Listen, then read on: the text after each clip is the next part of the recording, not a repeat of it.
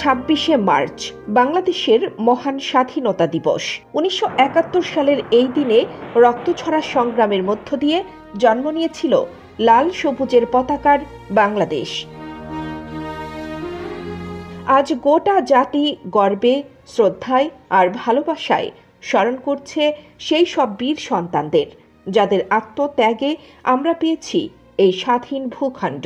আর এই বিশেষ দিনে বাংলাদেশের জনগণকে অভিনন্দন জানালেন বিশ্বের অন্যতম পরাশক্তি যুক্তরাষ্ট্র।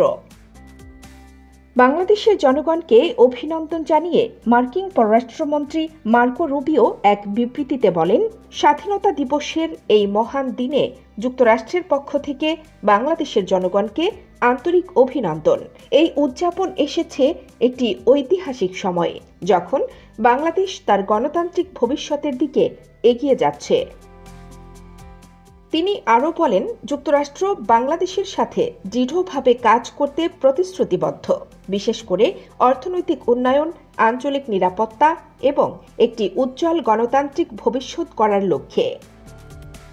বন্ধুরা, শুনলেন তো, বিশ্বমঞ্চে বাংলাদেশের গুরুত্ব দিন দিন বাড়ছে। মার্কিন যুক্তরাষ্ট্রের মতো বন্ধুপ্রতিম রাষ্ট্রের এই অভিনন্দন ও সমর্থন আমাদের আত্মবিশ্বাস বাড়ায়। কিন্তু শুধু কি বিদেশি প্রশংসাতেই থেমে থাকব আমরা, নাকি স্বাধীনতার প্রকৃত চেতনায় উদ্বুদ্ধ হয়ে গড়ে তুলব একটি অসাম্প্রদায়িক উন্নত বাংলাদেশ?